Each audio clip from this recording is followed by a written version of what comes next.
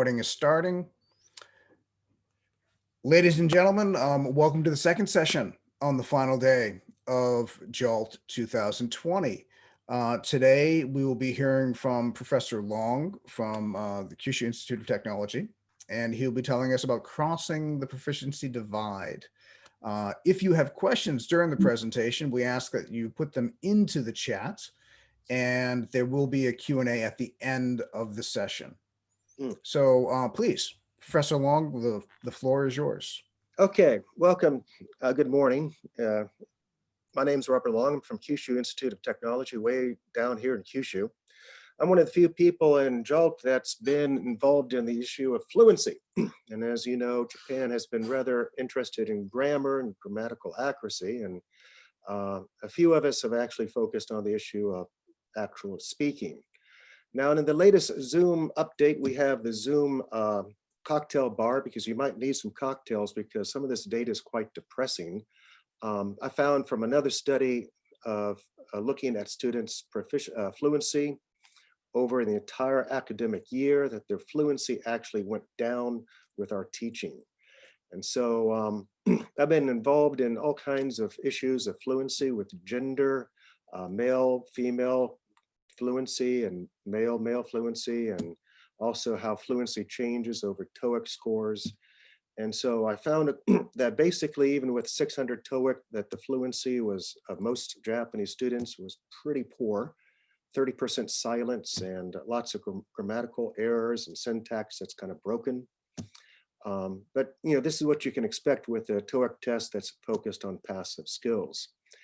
Anyhow, to start on this particular study, I'm looking, we all have the same problems. So we have class sizes of 20 or 30 more students.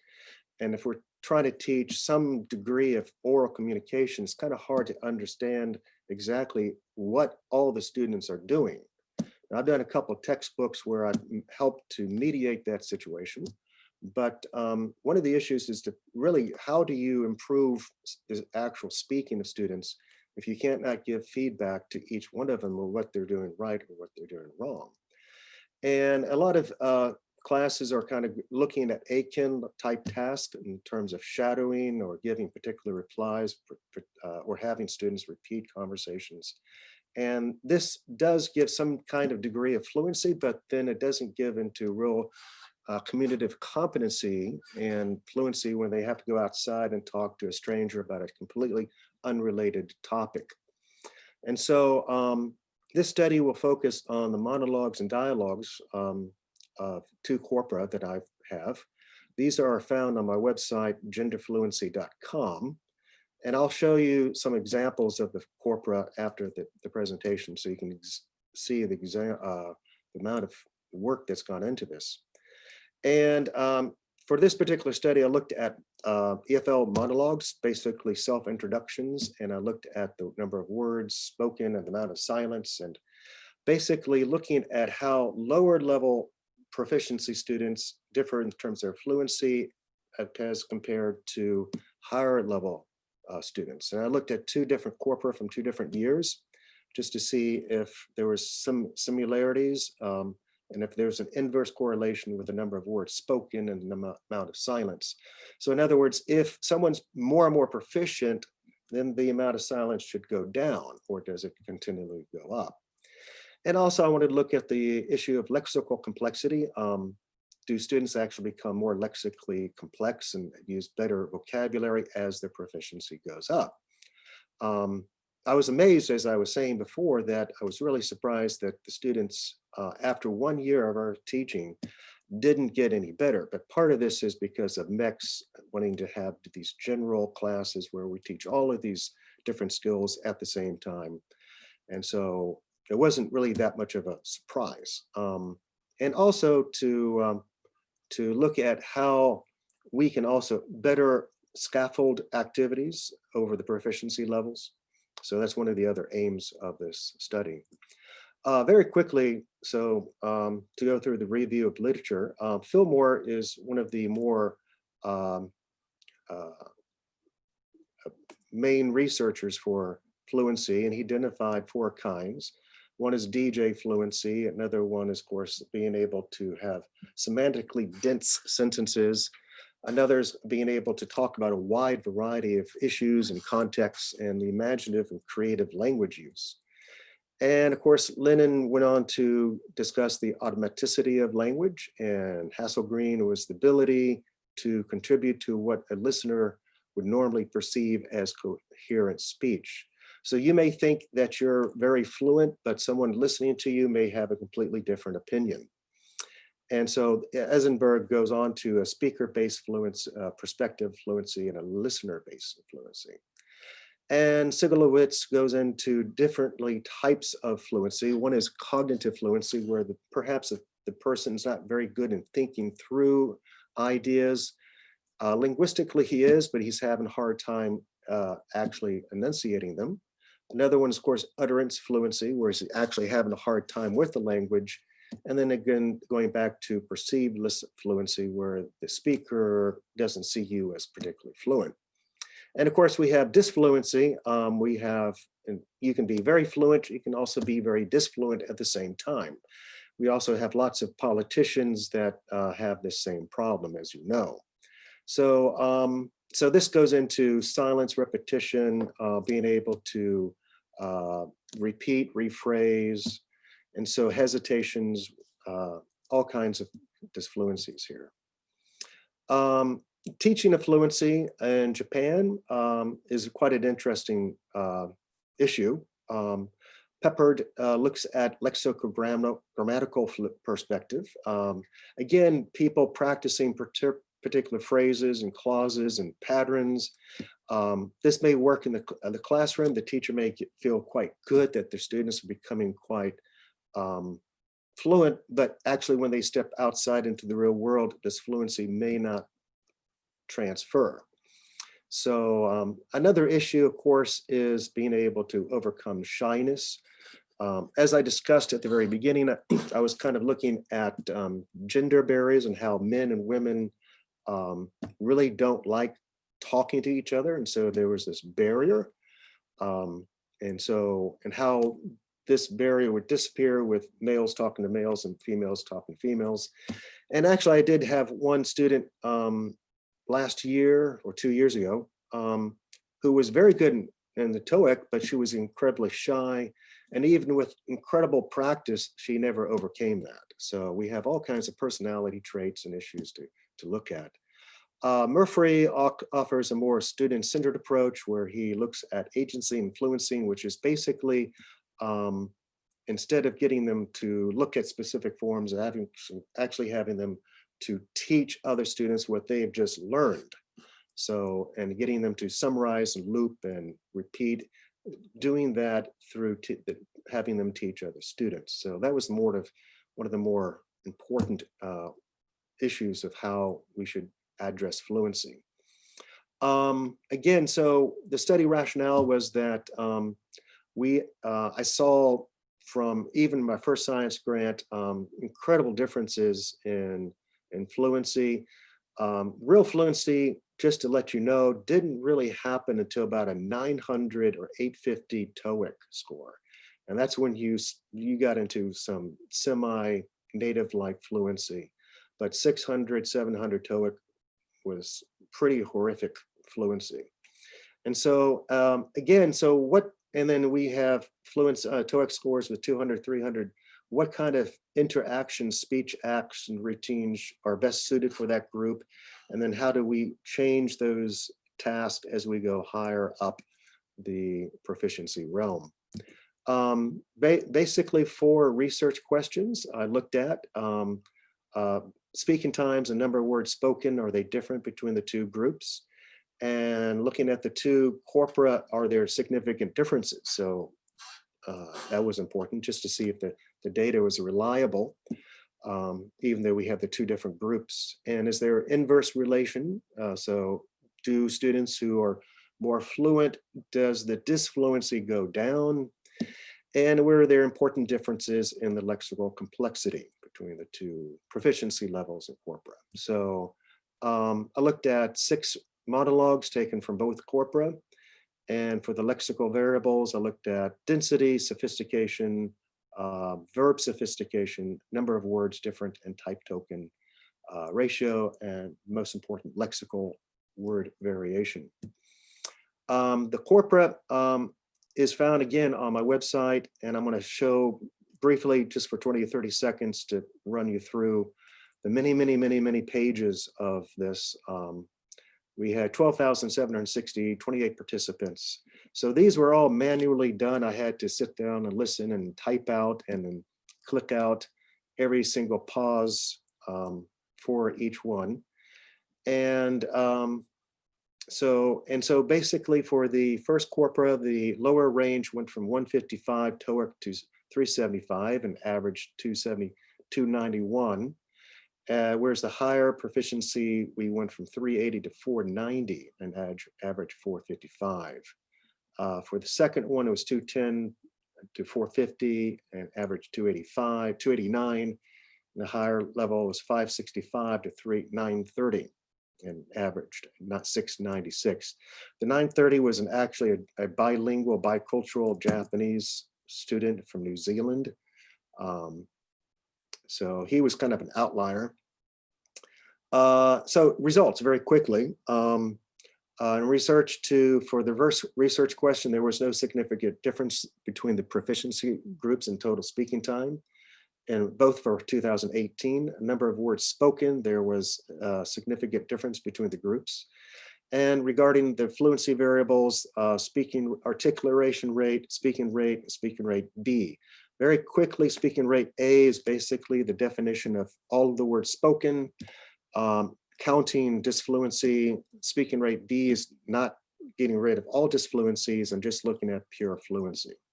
So very quickly, there were no significant differences between the two groups in fluency variables. And for disfluency, there was a significant difference between the two groups. So we had for crosstalk pausing, amount of silence, percentage of silence, use of Japanese, L1, and mean length runs, which is how long someone talks before pausing, and number of words. And very quickly, just look at some tables. This is what it all looks like. So again, monologue speaking time, we had a significant difference in the 2018. And for articulation rate for 2020, and speaking rate for 2020, speaking rate B for both corpora. And the fluency differential, of course, is subtracting the A and B. The higher the differential, the more disfluency. And micropauses, looking at disfluency between the two groups.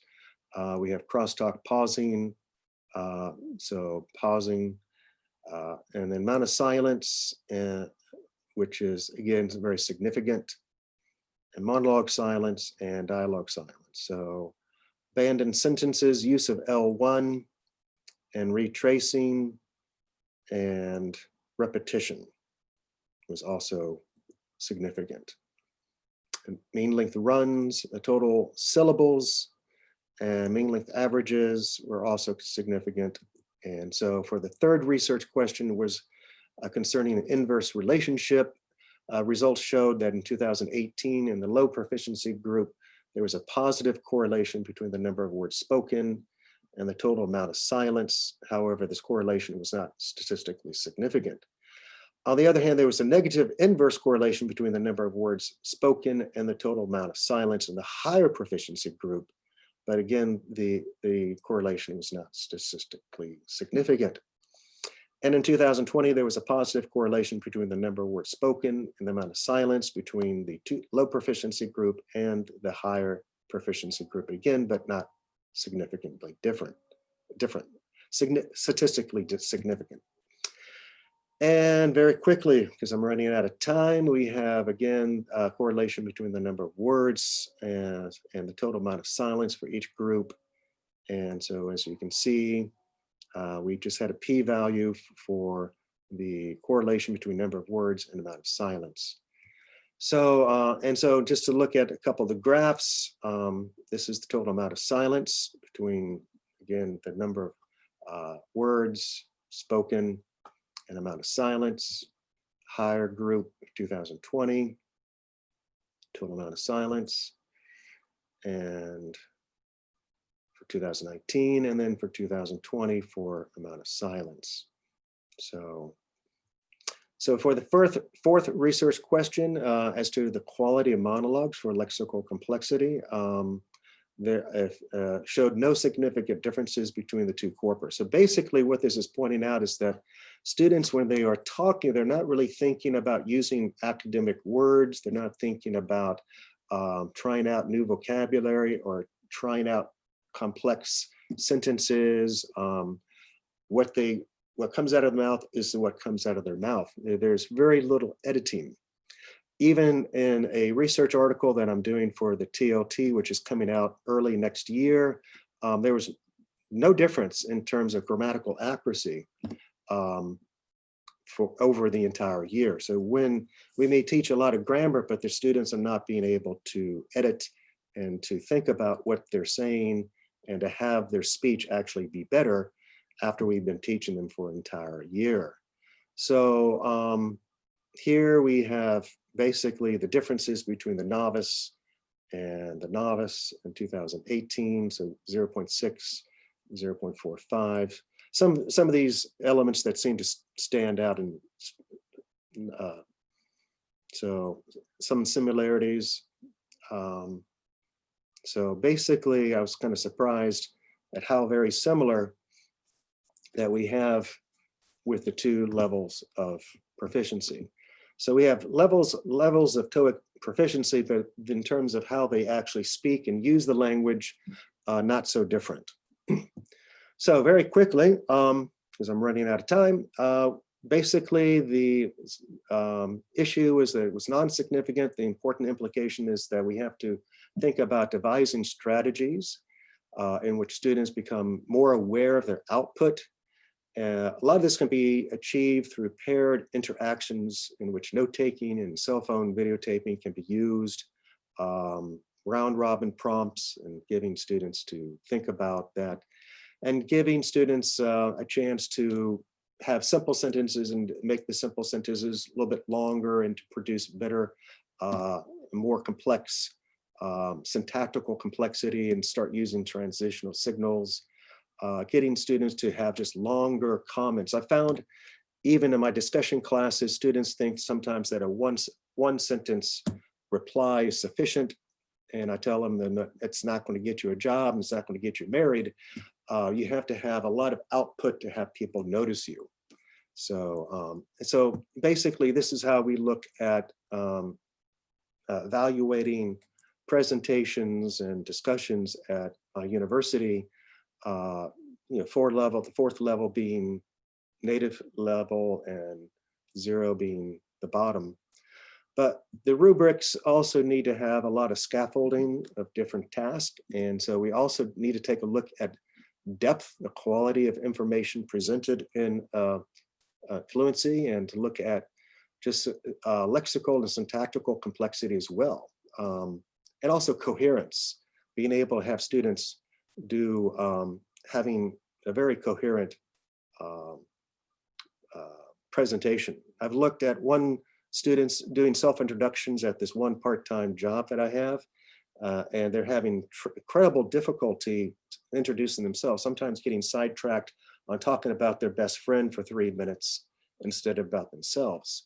And so again, coherence is another issue that we need to take into consideration with fluency.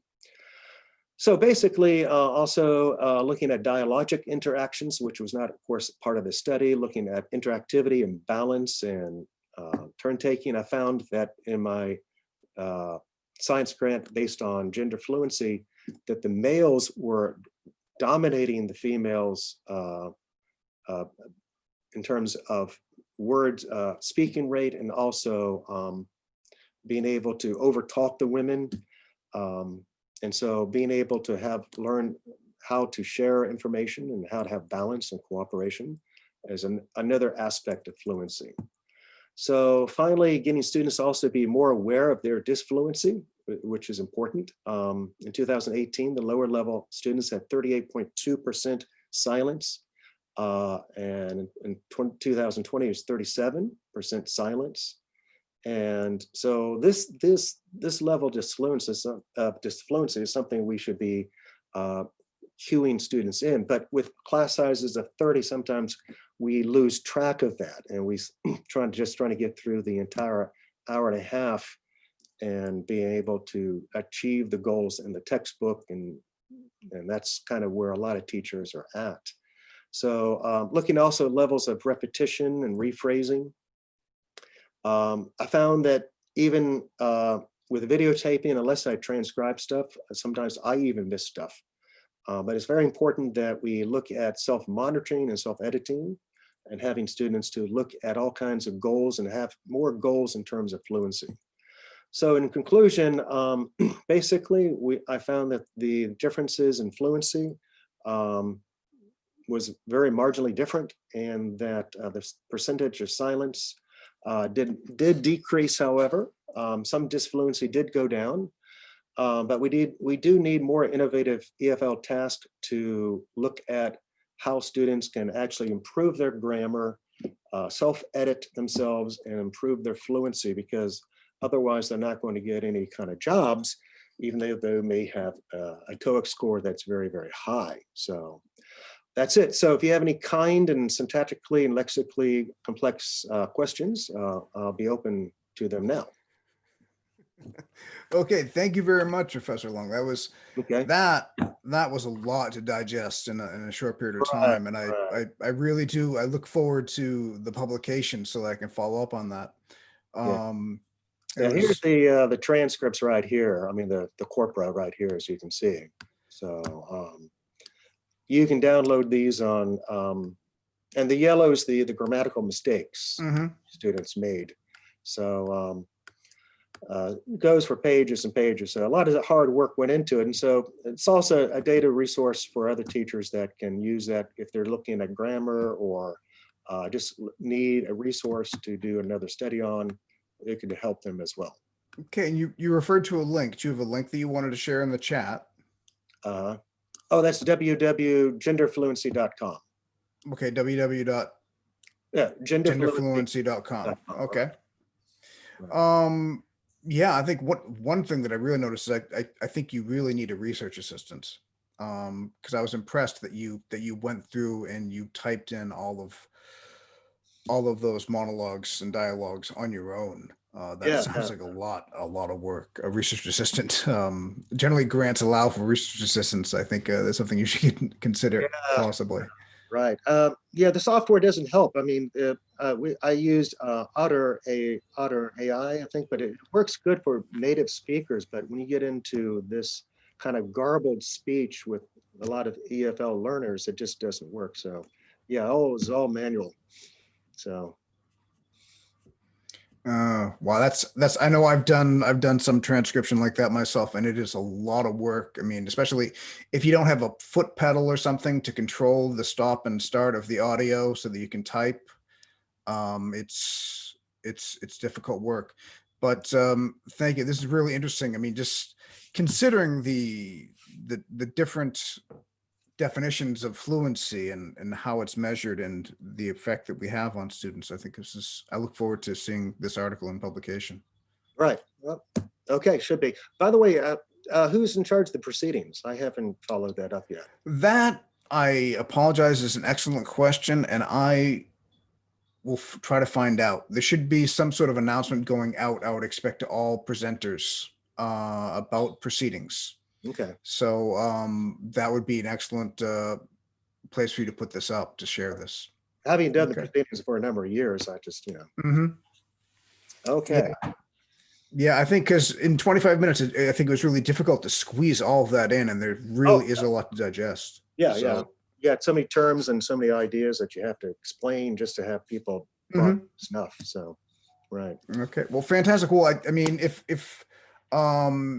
Catherine, or if anybody else, if you'd like to just open your mics and just share a round of applause for Professor Long, because I think this is a really good presentation on fluency and an interesting take, and look forward to seeing this in publication, hopefully in the proceedings. So thank you. Okay. Thank you.